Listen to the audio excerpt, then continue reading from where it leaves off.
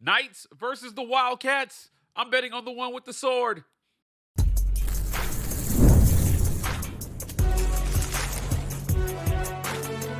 You are Locked On College Crossover, part of the Locked On Podcast Network. Your team every day. Welcome into a special crossover edition of Locked On Podcast, Locked On Kansas State, Locked On UCF. I'm Christian Rau. You can find the show at Locked On K-State, here with Mike Giddens of Locked On UCF. Mike Giddens, you can find him on Twitter at Mike Giddens. Hey, Mike, this is going to be a really interesting game going into Wednesday night. Kansas State traveling to UCF, taking on the Knights. And to me, when you look at the standings, it might not be an exciting game, but this one does have a little bit of the last seconds, like the last will for each team. And you look at the bracketology, when you see the bubble watch, if you will, at one moment in time, Kansas State was there. UCF was finding their way to get there. Now we're seeing just a small amount of percentage for each team to possibly make it as an at-large bid. I think UCF actually has a better advantage right now. I think I saw the bubble watch showing 3%, a whole whopping 3%. For UCF to make the tournament. Kansas State at 2 after their 3-game losing streak, one that just happened in the West Coast with Utah and BYU, and then, of course, the one that happened against Arizona State just the other day. UCF, though, got a win in their last matchup. Take me through them real quick as we can start going on and get closer to this game and previewing this one. Take me through the UCF Knights. What's going on with their season this year? Because as someone looking from the outside in, and maybe not seeing a lot of UCF basketball this year, I see just a 14-13 team, a 5-11 conference win. Like, that's just the things from the outside. But what is this team missing for them not to be a top Big 12 contender? I talk about this all the time with my friend Andrew Gluchov from The Last Word on Sports. It's depth, right? At the one deep, UCF is extremely talented. Keyshawn Hall is one of the best scorers in the conference. But beyond that, they get nothing from their bench night in and night out, Christian. So Johnny Dawkins is in a precarious situation here at the end of the season where he's got to build some sort of momentum. And in my mind, UCF's not really playing for the NCAA tournament right now. You've got the NIT sitting out there, and you've got this kind of like secondary tournament thing that Fox is doing that's going to provide more postseason opportunities for some basketball teams. But if you're UCF right now, your goal is get some positive momentum headed into this offseason, do some work in the portal, and return as many players as you can. So they've had tough battles so far this year. A 4-point loss to Kansas, a 1-point loss to Houston, games that they could have gotten. And when you talk about those net standings, UCF and Kansas State not too far off each other in the net right now. UCF at 78, Kansas State at 81. 3-9 right now in quad one games. That easily could have been 5-7 in quad one games. Whereas, Kansas State, like 4-8 in quad ones. So some impressive wins there for both teams, but I don't see that signature win there for UCF. So when you go up against Kansas, when you go up against Houston, what you're seeing is they're battling them down to the wire, and then they run out of gas because they're dog dead tired, and everybody's played like 36 minutes, and the bench is giving you nothing.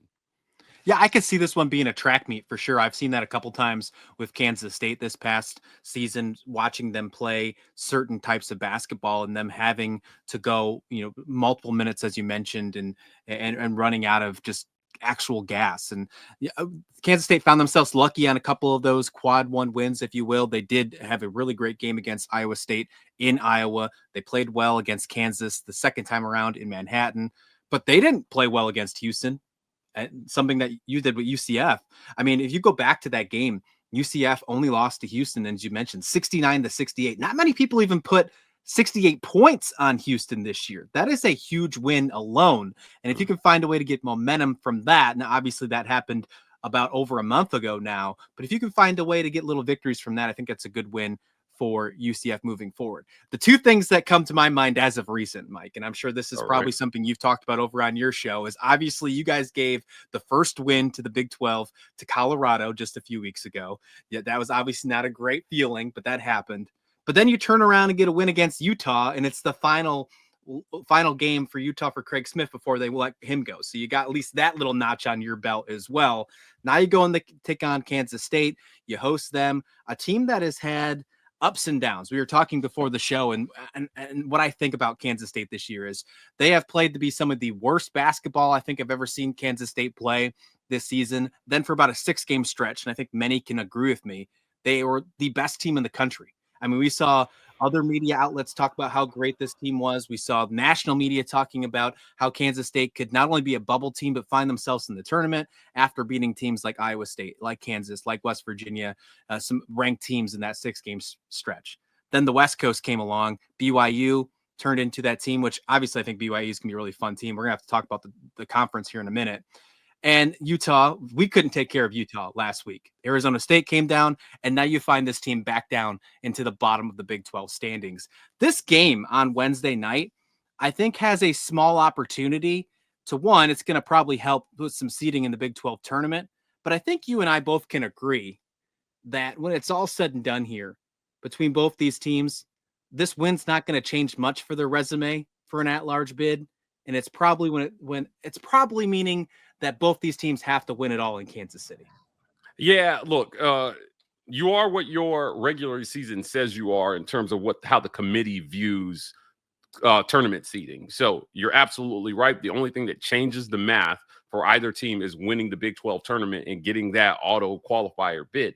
That's going to be a tall task. Now, is it impossible? No. We've seen teams go on runs through conference tournaments from the bottom where, you know, those teams getting the bye there are maybe a little bit cold. And if you're on a heater coming into the quarterfinals, maybe you have a chance to make some noise. Now, here's where I think UCF can actually do it. We've seen them go toe-to-toe with Houston. We've seen them go toe-to-toe with Kansas. Those teams aren't infallible, and they can be beat. But you've got to be able to hold on for dear life at the end and, you know, possibly play the basketball of your life if you're going to do this. And UCF has a chance to do that. So this game between K-State and UCF is about building momentum headed into that tournament so that there is at least a belief by your players that they can go out there and they can shock the world in the Big 12 tournament. But if you're going to go in on a losing streak, because prior to being in Utah and UCF somehow handing Craig Smith his walking papers, they were on a 7-game losing streak. That hasn't happened in Orlando since the 15-16 season. And matter of fact, it's the first 7-game losing streak under current head coach Johnny Dawkins' tenure. So it was important to get off that slide. They did that. Now you have to create a mini streak going. Again, it's not going to change your tournament math, but it may be able to provide your players, your team, some belief that headed into the Big 12 tournament, we can shock the world night after night and maybe make it to that Big 12 final game. And who knows what happens. Speaking of streaks, Kansas State is not good on the road this year. They only have 2 road wins. They had a 15-game losing streak before they broke that streak in Iowa State, by the way. They did it in Ames, which was super surprising. But since then, they had a terrible time on the road against BYU, against Utah, and now they have another chance to take care of, maybe see if they can figure it out once again. Jerome Tang, can he do it on the road against UCF? It's hard for me to have a lot of optimism of this team after what I've seen them the last 3 games. Oh, and by the way, there's also a very strong chance that their best player, Coleman Hawkins, won't be playing for the 2nd game in a row with a knee bruise. So we'll see more about that heading into Wednesday's game. This is going to be an interesting one. I'm looking forward to it, Mike. It should be a blast. Before we get into the predictions and maybe a little bit more talk on this game, we probably should just talk about the Big 12 conference as a whole, because this conference is going to have plenty of teams in the tournament, whether it's UCF or Kansas State or not, but there's going to be plenty. I think we should have a talk about that right here. So on the special crossover edition of Locked On Kansas State and Locked On UCF. This episode of Locked On UCF is brought to you by our friends at Roy. Attention, show fans. The future of college sports is here, and it's transparent. Before the Roy app, NIL negotiations often happen under the table, and fans didn't have a clear way to directly support the athletes they love. Now, with Roy, you get to be a part of the change and support the school and athletes in the most transparent way possible.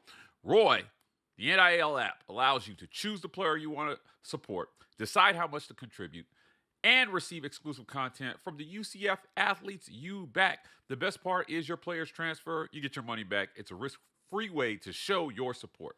The Roy app is giving fans control they've never had before. No more uncertainty. Now you can provide transparent, impactful support and help shape the team and the future of college sports with your contributions. Download the Roy app now and from the App Store and start backing UCF athletes the way they deserve with transparency, trust, and real impact. This is the future of college sports. Join it now by downloading Roy and supporting your favorite players. Welcome back to this very special Locked On crossover edition, Locked On Kansas State, Locked On UCF. For your second listen of the day, check out Locked On Big 12. Of course, we're going to tell you that. Check out the Squad Show on Thursday. They got plenty going on over there. Drake Toll has you covered about everything in the Big 12 conference. You can check that out for your second listen of the day. We're rocking this conversation right now as we get closer to this game tonight between UCF and Kansas State. But first, let's take a step back, Mike, and kind of look at a bigger picture of the Big 12 conference here. Because unfortunately, both our teams right now are not sitting in the driver's seat. There's no doubt about that. As we mentioned with the bubble watch, we're at a 2% and 3% chance of making an at-large bid.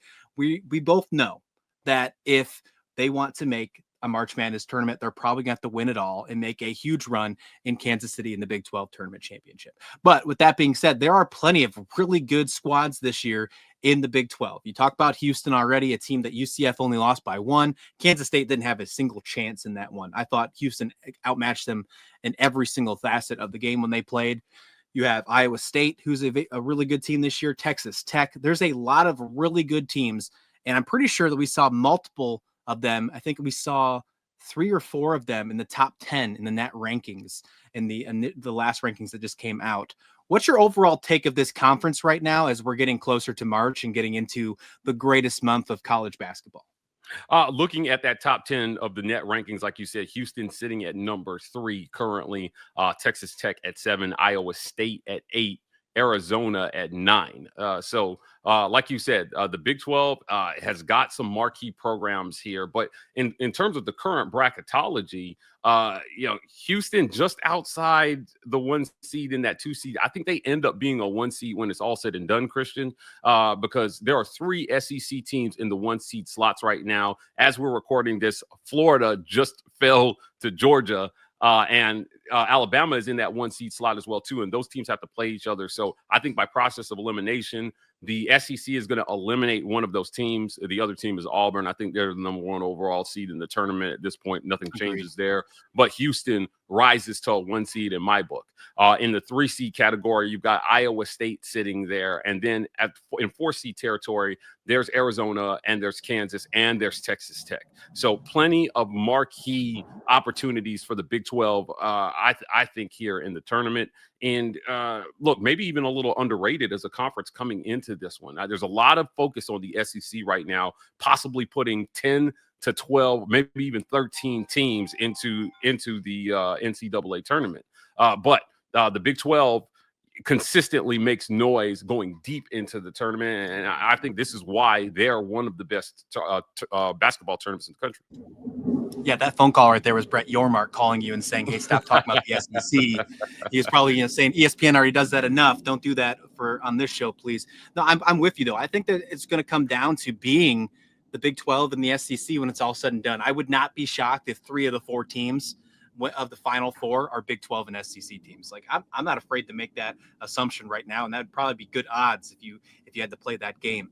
But I am with you. I think the Big 12 conference is very underrated at the moment. You look at the fact that they have 5 top 25 ranked teams right now. I think BYU finally got in there, and I think it was much deserved. And although Kansas steps out for the first time since 2021, which makes me happy, by the way, but the fact that Kansas was stepped out of the top 25 for the first time in just 4 years, they're going to find a way to bounce back. And I wouldn't be shocked if it was in Kansas City during that Big 12 tournament. So I think there's a definite chance of seeing 7, 8, and there could be a small chance of getting 9 Big 12 teams in this tournament. It'd be nice if it was a Kansas State or a UCF being a big dealer towards the end of the season, though. What do you think about that? Look, if somebody always rises and knocks off somebody who probably was more deserving. I think that people need to understand that runs in conference tournaments do not improve your chances of making the NCAA tournament unless you win the whole damn thing, Christian. You got to go all the way. The committee, we've got years of precedent at this point with the committee showing us they don't care. They don't care. Now, the Big 12 was smart enough to move their championship game from Sunday to Saturday because they're still making the decisions early Saturday morning. And if you have a team that made a run to the Big 12 title game, then there's some chance they might factor the results into their decision. I read an article recently talking about how they create 10 to 15 contingencies based on who could make a run to say, even though we don't know the results of these tournaments, we're going to put this team in, or we feel like this team is more deserving. So you've just got to take that out of the equation. And that's what Kansas State and UCF didn't do, right? You've left your tournament fate in the subjective hands of the committee. So the only way to take it out is to win that Big 12 tournament, but you need more than just a good run, to win it. Obviously, if you're in one of those last seeds going in, you've got to win like 4 or 5 games straight and then head into the tournament on a heater. And that's just not realistic, I think, especially because if you're one of those teams, you probably don't have the firepower and you're going to run out of gas. I saw Texas A&M make one of the most epic runs a couple of years ago through the SEC tournament. Everybody said, you got to put these guys in, and they left them out completely, and everyone lost their minds. I remember that. So, it's just one of those things where if you want the tournament to matter, you already got to be in, or you got to win it all. So, look, these two teams have work to do. Kansas State is in better position, I think, than UCF, obviously at 7-9 in conference. But if you win your last 4 and you can get above 500, because your last game is against Iowa State, so you have a chance to make a real splash at the end. You could end it with a marquee quad 1 win. That's the opportunity that UCF had but squandered and is no longer on their schedule. Yeah, that's a tough one for me because I felt really good about the opportunities that they had in front of them before that Arizona State game, but they just laid an egg. And obviously it had to do with Coleman Hawkins not being in the game, and he obviously drives the bus for this team. And there's just a lot of things that just didn't go right with the fact that he sat. There was rebounding was the only thing that went right, and they've struggled with rebounding all year, but for some reason they found a way to out rebound Arizona State. But they struggled with assists, they struggled with shot selection. They just looked lost out there. So if they're missing Coleman Hawkins again in Orlando on Wednesday night, I would be really interested to see what Jerome Tang has in store for him. Going back to that Big 12 talk real quick about the tournament, though, because I'm with you. I do think that the only chance is a team like UCF's or Kansas State to find a way in the tournament is winning it all. If you go back to last year, which for the record, it's going to be a different kind of tournament. There was only 14 teams last year. You don't have Arizona State, Arizona, the Big 12 teams that came in this season. No team, with the exception of Kansas State, who won 1 game they were the 10 seed. They beat 7 seed Texas, and 11 seed Cincinnati beat 6 seed Kansas Jayhawks. But no other team had upsets in the tourney. The final 4 in the Big 12 tournament were seeds 1 through 4. The final game was Houston versus Iowa State, seed 1 versus seed 2. Iowa State, who was the 2nd seed, wound up winning the Big 12 conference, but that's not really an upset when you're 1 versus 2 in the championship game. So the odds are not in their favor if you want to make a run in this tournament. And I think that it's just as well, if you look at it, what we're seeing again this year, it is another top-heavy part of this conference with the top 4 and just adding in Arizona to the mix. You didn't have that last year. If teams like BYU maybe can make a run for it, but I think it's really tough if a team like Kansas State or UCF is going to make it. What I'm just trying to say here is if you're going to put a bet in with our friends over at FanDuel or something like that, or plan on putting a Big 12 tournament tattoo on right now, I might not want to do that. Maybe use erasable ink, Mike, in this case. Look, love the plug for our partner FanDuel there. That's great. Look, lots of great opportunities. The tournament is about upsets. It's, I think that's what makes the college basketball postseason one of the greatest postseasons in all of sports is that truly the amount of teams that they give a shot to be their best selves game after game and try to make a run. Every year we see a Cinderella make a deep run into the tournament. It's fantastic to watch, and it's great TV. It's the best TV that you'll watch anywhere. At the end of the day, if you're a fan of UCF or K-State, you just hope that your team is part of the conversation when it comes to it at the end of the season. So I personally am looking forward to this tournament. I think this has a chance to be one of the most exciting NCAA tournaments we've seen in quite some time. I'm with you. I do think it's going to be one of the most exciting ones for sure. And hopefully both our teams find a way to make it. But if not, it's still going to be super exciting. All right, let's tie it all together. Let's get our predictions and thoughts on this game as we wrap up this special Locked On crossover edition here on Locked On Kansas State and Locked On UCF.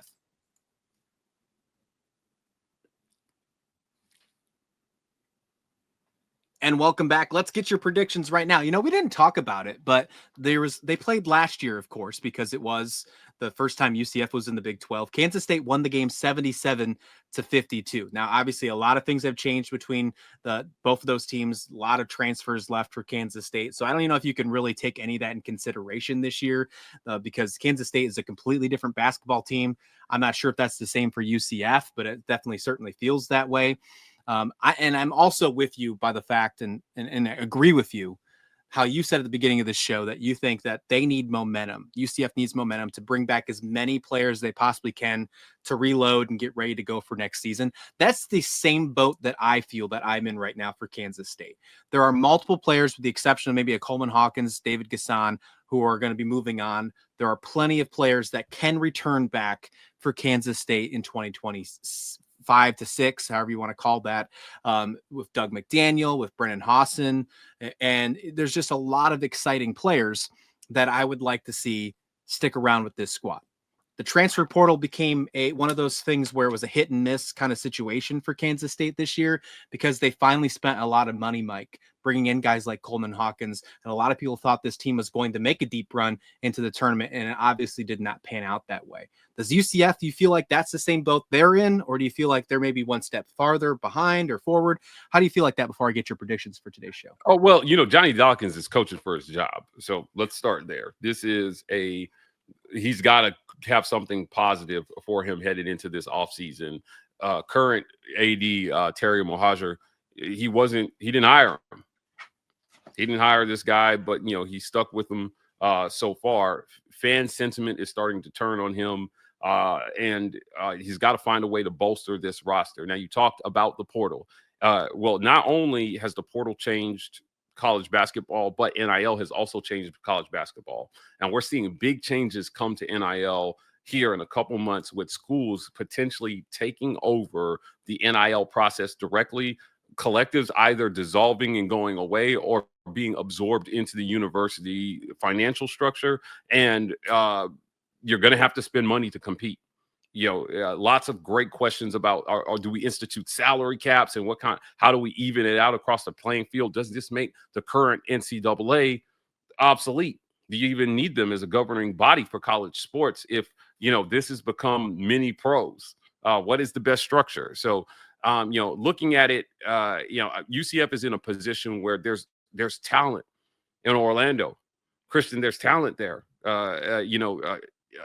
These guys have battled it out with the best of them. Darius Johnson, you've got the young guy, Mikey Williams, who they've been trying to bring along so far this year. Neves Machowski, Keyshawn Hall is one of the best scorers in the entire conference. And right now, you would know by record, but UCF is the 5th best scoring team in the Big 12 right now at 78.9 points per game. Arizona is the best at 81.6. They're less than 3 points better than UCF. So it really has been about depth. They haven't not been able to close out games. They're close to something special, I think. And if you can, one thing we don't talk about enough is that not only is recruiting in the portal important, but you have to re-recruit your roster at the end of every year too, because people are trying to poach your players. They're trying to entice, somebody's going to come after and say, Keyshawn Hall's wasting his talent at UCF. And now you can transfer as many times as you want without penalty.